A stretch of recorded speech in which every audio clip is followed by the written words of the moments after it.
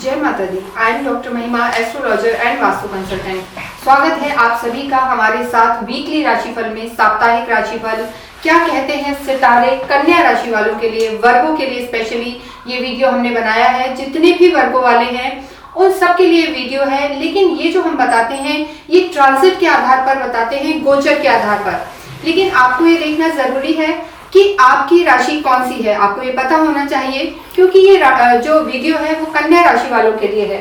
अगर आपको नहीं पता तो आप अपनी कुंडली खोलें और देखें कि आपका मून कहाँ पर प्लेस्ड है। अगर आपका मून जहाँ प्लेस है वहां पर नंबर 6 लिखा है तो आपकी राशि कन्या है। देखिए, कन्या के जो स्वामी होते हैं वो बुध होते हैं। आपकी ओवरऑल स्थिति कैसी रहने वाली है? कन्या राशि वाले बहुत बुद्धिमान होते हैं, क्योंकि बुद्धि के देवता ही इनके स्वामी होते हैं। लेकिन इस वीक में यानी 20 जनवरी से लेकर 26 जनवरी तक कन्या राशि वालों की स्थिति कैसे रहने वाली है? देखिए, इस पूरे वीक में 2 मेन गोचर होने वाले हैं, यानी 2 ग्रह अपना राशि परिवर्तन कर रहे हैं। जैसे 21 जनवरी को जो राशि वर्तन होने वाला है, पहला जैसे मंगल का होगा। मंगल की जो अभी स्थिति बनी हुई है कन्या राशि वालों के लिए, मंगल इस समय देखिए इनके लाभ भाव में है, इनके डिजायर हाउस में है, लेकिन जो स्थिति है वो नीच की है और वक्रीय है। वैसे भी ये एक ट्रांजिट चार्ट है, लेकिन हमेशा ही जब भी मंगल कन्या के लिए आएंगे वो नीच के हो जाएंगे। तो मंगल कन्या राशि के लिए बहुत अच्छे परिणाम नहीं देता। लेकिन अगर हम अलग से देखें तो एकादश में अगर मंगल होता है तो बाकी राशि वालों के लिए बहुत अच्छा होता है। लेकिन 21 जनवरी को मंगल की जो स्थिति रहेगी, जो गोचर होने वाला है, वो कर्क से निकलकर और मिथुन में प्रवेश करेंगे वक्रीय अवस्था में। तो ये जो स्थिति रहने वाली है कन्या राशि के लिए वो पहली वाली स्थिति से ज्यादा बेटर होगी। तो वीक के जो शुरू के 2 दिन रहेंगे उन्हें मैं बहुत स्ट्रांग नहीं कहूंगी। उसके बाद मंगल इनके केंद्र में, इनके कर्म भाव में आ जाएगा, जो इन्हें काफी अच्छे परिणाम देगा। लेकिन हर चीज के साथ कुछ ना कुछ कंडीशन अप्लाई वाली स्थिति रहती है, क्योंकि मंगल जिस हाउस में आएंगे वो बुध वहां के स्वामी हैं, और मंगल और बुध की बहुत ज्यादा अच्छी नहीं पड़ती, लेकिन फिर भी वो स्थिति इस नीच के ग्रह से अच्छी रहने वाली है। इसके बाद देखिए जो सेकंड ट्रांजिट होगा वो 24 जनवरी को होने वाला है। 24 जनवरी को अगर हम देखते हैं तो बुध पहले यानी शुरू के जो 3 दिन है वीक के 20, 21, 22, 23, 24 तक रादर मैं कहूंगी कि बुध धनु राशि में विराजमान है, इनके केंद्र में है। तो बुध की स्थिति इनके लिए अच्छी है, इनके खुद के स्वामी है। लेकिन उसके बाद बुध इनके जो धनु से निकलकर और मकर में प्रवेश करेंगे। देखिए, मकर भी इनका बहुत अच्छा हाउस है, पंचमेश है, त्रिकोण है, और वहां पर इनके बुध आदित्य योग बनने वाला है। तो कन्या राशि वालों के लिए अगर बुध की स्थिति है, इनके लॉर्ड है, राशि के लॉर्ड है, काफी अच्छी स्थिति रहने वाली है। अगर हम ओवरऑल चीजें देखें तो मंगल का गोचर और बुध का गोचर कन्या राशि वालों के लिए अच्छा रहेगा। लेकिन आपकी सहूलियत के लिए, आपके कंफर्ट के लिए हमने इस पूरे वीडियो को 8 सेगमेंट्स में बांटा हुआ है। देखिए, अगर सबसे पहले हम इनकी हेल्थ पर डिस्कस करते हैं। हेल्थ के लिए हम फर्स्ट हाउस को देखते हैं, नेटिव का, जातक का, जिसकी कुंडली के बारे में हम देख रहे हैं। तो जो इनका फर्स्ट हाउस रहेगा उसके जो स्वामी हैं, अगर हम बुध को देखते हैं तो बुध इनके शुरू में ही 4th हाउस में है, सुख भाव में है। तो इनकी स्थिति अच्छी रहने वाली है, इन्हें किसी भी तरीके की कोई परेशानी नहीं है। उसके बाद भी अगर मैं इनकी हेल्थ की बात करती हूँ तो उसके बाद जो बुध है इनके पंचम में आएंगे और सूर्य के साथ आएंगे। तो अगर ओवरऑल हेल्थ को हम देखते हैं तो स्थिति ठीक रहने वाली है। लेकिन मानसिक परेशानी, कहीं ना कहीं मेंटल टेंशन बिना किसी रीजन के केतु लगन में होने के कारण इन्हें रह सकता है, तो उसका इन्हें ध्यान रखना है। साथ में साथ थोड़ी सी स्किन डिजीज बिकॉज ऑफ बुध जिस हाउस में है वहां पर थोड़ी सी रह सकती है। इसके अलावा इनकी हेल्थ में कोई मेजर परेशानी नहीं दिखाई दे रही है। बात करते हैं हम लव एंड रिलेशनशिप की। देखिए, लव एंड रिलेशनशिप, चाहे आपका कोई भी आपकी राशि हो, चाहे आप किसी भी राशि के लिए, लगन के लिए कुंडली को देख रहे हो, लेकिन अगर हम लव भाव देखते हैं तो काल पुरुष की कुंडली के हिसाब से जो आपका लव लाइफ है वो मेजरली हम 5th हाउस से देखते हैं। देखिए, यहाँ जो स्थिति बनी हुई है, बुध आदित्य योग बना हुआ है, लेकिन सूर्य को अगर हम रिश्तों के हिसाब से देखते हैं, सूर्य एजुकेशन के लिए अच्छा है, प्रोफेशनल लाइफ के लिए अच्छा है। लेकिन अगर हम रिश्तों की बात करते हैं तो सूर्य कहीं ना कहीं एग्रेशन ले आता है, वो आपको चुप नहीं रहने देता, आप जवाब देके ही मानते हैं। तो उस स्थिति में लव लाइफ थोड़ी सी डैमेज हो सकती है।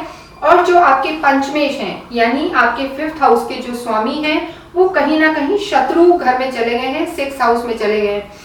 तो लव लाइफ कन्या राशि वालों के लिए अभी बहुत अच्छी नहीं चल रही है। जो ये ट्रांजिट भी हुआ है, चाहे सन का हुआ है, और जो शुक्र और शनि की स्थिति बनी हुई है, वो इन्हें मार्च तक, ना सिर्फ इस वीक तक, बाकी मार्च तक इन्हें बहुत ध्यान रखने की जरूरत है। तो लव लाइफ में बिल्कुल भी बहस ना करें, अपने पार्टनर पर ट्रस्ट करें, तो समय इनका निकल सकता है। इसके बाद हम रिलेशनशिप की बात करते हैं। जो अदर इनके रिलेशनशिप हैं, इनके मदर के हाउस में बुध विराजमान है, कहीं ना कहीं गुरु और मंगल भी इनके रिलेशन पे फर्क डालेंगे। गुरु की जो दृष्टि है, देखिए गुरु की जो नवम दृष्टि रहेगी वो इनके यहाँ पर आएगी। गुरु की 3 दृष्टियां होती हैं, पंचम भी होती है, सप्तम भी होती है और नवम भी होती है। तो जो गुरु की यहाँ पर दृष्टि रहेगी, सीधे यहाँ से आप देखिए, वो दृष्टि इनको थोड़ा सा मैच्योर बनाएगी, समझदार बनाएगी, और हो सकता है इनके लव रिलेशनशिप में थोड़ी सी चीजें बेटर हो सकती हैं। तो इन्हें किसी न किसी अपने बड़े की, सबॉर्डिनेट की सुननी चाहिए। अगर वो कोई एडवाइस करते हैं तो गुरु इनकी हेल्प कर सकता है। इसके बाद हम देखते हैं मैरिज। देखिए मैरिज के लिए हम 7th हाउस देखते हैं। यहाँ मैं कहूंगी कि कन्या राशि वालों की स्थिति बहुत अच्छी नहीं है, क्योंकि यहाँ पर इनके राहु विराजमान है, और राहु देखिए थोड़ी सी डिप्लोमेसी लाते हैं, दिमाग ज्यादा चलाते हैं राहु वाले, ब्रेनी ज्यादा होते हैं, हार्ट से नहीं चलते हैं। तो राहु की जो स्थिति है 7th हाउस में एग्रेशन ला सकते हैं, और कहीं ना कहीं राहु जो होता है इल्यूजन रखता है, भ्रम की स्थिति रखता है। तो मैरिड लाइफ, और केतु लगन में है, एक दूसरे की दृष्टि है, तो मैरिड लाइफ के लिए ये वीक इनका बहुत ज्यादा अच्छा नहीं कहूंगी मैं। इन्हें बहुत ज्यादा ध्यान रखने की जरूरत है चीजों पर, अपने रिलेशनशिप पर, क्योंकि देखिए राहु तो अभी कुछ समय तक यहाँ और चलेगा, लेकिन जो और भी ग्रह इनके चल रहे हैं, मंगल की स्थिति है, तो मैरिड लाइफ ओके कहेंगे हम इस वीक में, जिसको इन्हें संभाल कर चलना है। इसके बाद हम बात करते हैं करियर की। देखिए करियर के लिए कर्म भाव जो होता है, 10th हाउस को देखा जाता है। 10वां जो घर होता है वो आपके कर्म को रिप्रेजेंट करता है कि आप किस लेवल का काम करेंगे, आपका क्या डेजिग्नेशन होगा, कैसी आपकी स्थिति रहने वाली है। तो अगर हम कन्या राशि वालों के लिए देखते हैं तो देखिए शुरू में तो ये खाली है, लेकिन 21 जनवरी को यहाँ जो मंगल है वो यहाँ पर प्रवेश करेंगे, और कहीं ना कहीं मंगल इन्हें फायदा देंगे, क्योंकि मंगल केंद्र में आ जाएंगे। और 24 जनवरी के बाद जो ओवरऑल स्थिति रहेगी, बुध भी आएंगे, बुध की भी चीजें चेंज होंगी। तो ओवरऑल अगर मैं कहूंगी जब मंगल यहाँ पर प्रवेश कर जाएंगे 21 जनवरी को, तो इनके कर्म क्षेत्र में थोड़ा सा सुधार होगा। और मंगल की जो दृष्टि है, 7th दृष्टि इनके सुख भाव में पड़ेगी, 4th हाउस में, तो इनको गाड़ी के सुख, वाहन के सुख, घर के, प्रॉपर्टी के, या अपनी मदर से इनको थोड़े से फायदे हो सकते हैं, मदर से इनके रिश्ते सुधर सकते हैं। तो ओवरऑल 21 जनवरी के बाद इनका कर्म क्षेत्र ज्यादा एक्टिव होगा। लेकिन अगर हम देखते हैं कि कर्म क्षेत्र यानी जो दशमेश हैं, आपके 10th हाउस के जो स्वामी हैं बुध हैं, और इनके जो राशि के भी लॉर्ड हैं वो भी बुध हैं, और बुध इस समय केंद्र में विराजमान है, तो ये बहुत अच्छी स्थिति है। तो कर्म के लिए कन्या राशि को देखो बहुत सारे नए ऑप्शंस मिल सकते हैं, या अगर हम इनकी स्थिति देखें तो ये इन्हें कोई ना कोई नया व्यक्ति मिल सकता है जो इन्हें काम में इनका पार्टनर बन सकता है, इनको साथ दे सकता है। इनकी जो कम्युनिकेशन स्किल होगी, जो इनकी वाणी होगी, वो काफी अट्रैक्टिव हो जाएगी, और ये काफी डिप्लोमेट होते भी हैं। तो ये लोगों को अपनी वाणी से, कहते हैं ना शीशे में उतारना, वो ये कर सकते हैं। तो कर्म का इनका भाव अच्छा है। और उसके बाद भी जब बुध का ट्रांजिट होगा 24 जनवरी को, वो मकर में आएंगे, तब भी बुध की जो स्थिति है वो अपने मैत्री घर में आ रहे हैं। शनि और बुध का एक अच्छा तालमेल होता है, और ये बुध आदित्य योग बनाएंगे। तो ओवरऑल हम देखते हैं इनकी चीजें प्रोफेशनल लाइफ में बेटर रहेंगी। इनको कुछ जो हम कहते हैं प्रोग्रेस के इनके चांसेस हैं, प्रमोशंस के इनके चांसेस हैं। इस वीक में 20 से लेकर 26 तक इनकी स्थिति ओवरऑल अच्छी बनी हुई है। बात हम करते हैं जो बिजनेस है। देखिए बिजनेस भी सोली अच्छा रहेगा, वो भी आपका काम ही है, लेकिन जो लोग पार्टनरशिप में हैं उन्हें थोड़ा सा ध्यान रखना है, क्योंकि यहाँ पर राहु विराजमान है। तो कोई गलत व्यक्ति आपके कांटेक्ट में आ सकता है। आपको कोई भी डॉक्यूमेंट साइन करने में बहुत ध्यान रखना है, बिजनेस डीड्स में आपको ध्यान रखना है। तो ये चीजें आपको काफी नेगेटिव चीजों से बचाती जाएंगी। बात करते हैं हम फाइनेंस की। देखिए जो धन भाव होता है, चाहे आपकी राशि कोई भी हो, वो शुक्र आपके धन भाव के स्वामी हैं। और शुक्र इस समय अगर मैं कन्या राशि वालों के लिए कहूं तो वो बुध के तो मित्र होते हैं, लेकिन वो 6ठे घर में इस समय है। और 6th हाउस में जो शुक्र की स्थिति है शनि के साथ है, तो कहीं ना कहीं लिक्विडिटी चलती रहेगी, पैसा आता रहेगा, लेकिन हो सकता है आपको कोई लोन लेना पड़ सकता है, या कहीं से आपको थोड़ा पैसा बोरो करना पड़ सकता है, क्योंकि आपके जो द्वितीय भाव के स्वामी हैं, आपके धनेश हैं, वो आपके 6ठे घर में चले गए हैं। तो और जो आपके भाग्येश भी है कहीं ना कहीं वो भी आपके 6th हाउस में है, तो बहुत अच्छी स्थिति नहीं है। तो मैं आपको एडवाइस करूंगी पैसे को संभाल के रखें, एक्स्ट्रा वैकेंसी में ना जाएं, पैसे को ज्यादा ना उड़ाएं और समझदारी से काम लें। इसके बाद हम बात करते हैं स्टूडेंट्स की। देखिए विद्यार्थियों के लिए जो हमारा मेन हाउस होता है, पंचम घर होता है एकेडमिक्स के लिए, स्टूडेंट्स के लिए, एजुकेशन के लिए।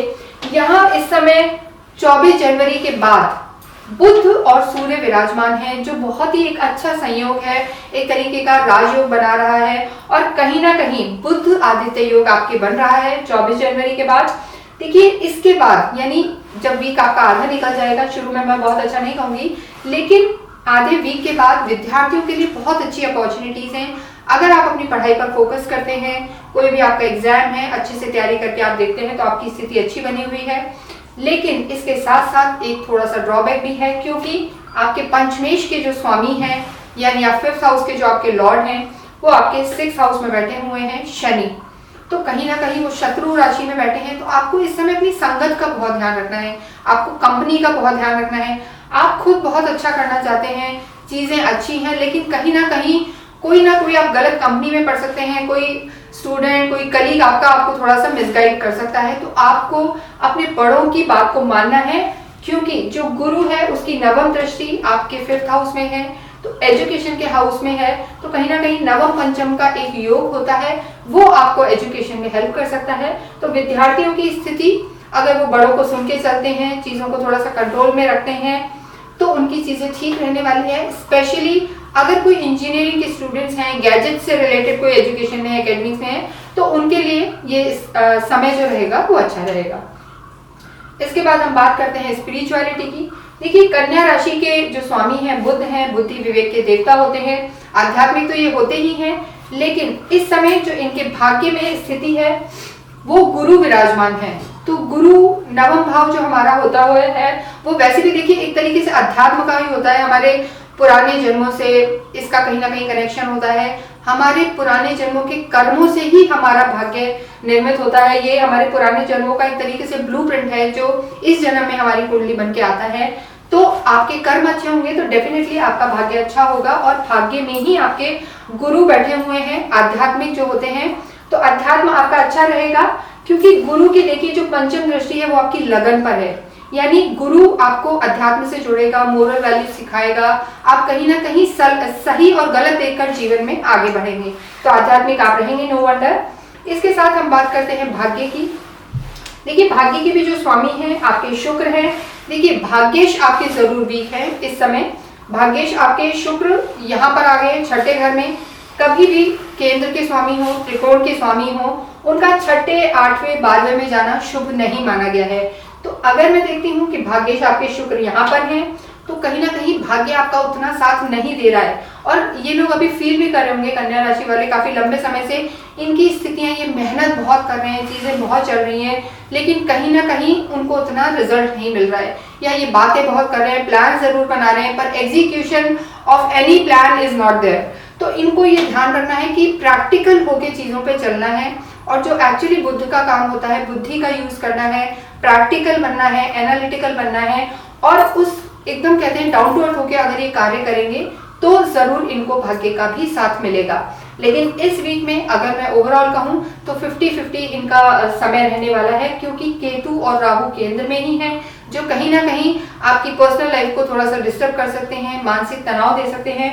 तो इन चीजों का आपको ध्यान रखना है। लेकिन 21 जनवरी मंगल के राशि परिवर्तन के बाद डेफिनेटली, और बुध के राशि परिवर्तन के बाद 24 जनवरी को आपके जीवन में इस वीक में सेकंड हाफ में काफी ज्यादा पॉजिटिव चेंजेस आएंगे। इसके अलावा हम क्या करें रेमेडीज के तौर पे कि आपकी ये अड़चनें दूर हों। देखिए बुध आपके देवता होते हैं, तो आपको नित्य प्रति गणेश जी के दर्शन करने चाहिए। गणपति अथर्वशीष का पाठ आप अवश्य करें, और हो पाए तो गणपति को आप लड्डू, मोदक या हरी दूर्वा बुधवार के दिन अवश्य चढ़ाएं, इससे आपको काफी फायदा होगा। दूसरी चीज, क्योंकि आपके भाग्य शुक्र हैं, उनकी स्थिति उतनी अच्छी नहीं है, तो आपको देवी की पूजाएं भी अवश्य ही करनी चाहिए। कुंचिका पाठ का आप नित्य अगर अध्ययन करते हैं, पढ़ते हैं, तो आपका भाग्य भी प्रबल होगा। इसके साथ ही इस वीडियो को मैं यहीं विराम दे रही हूँ। Thank you.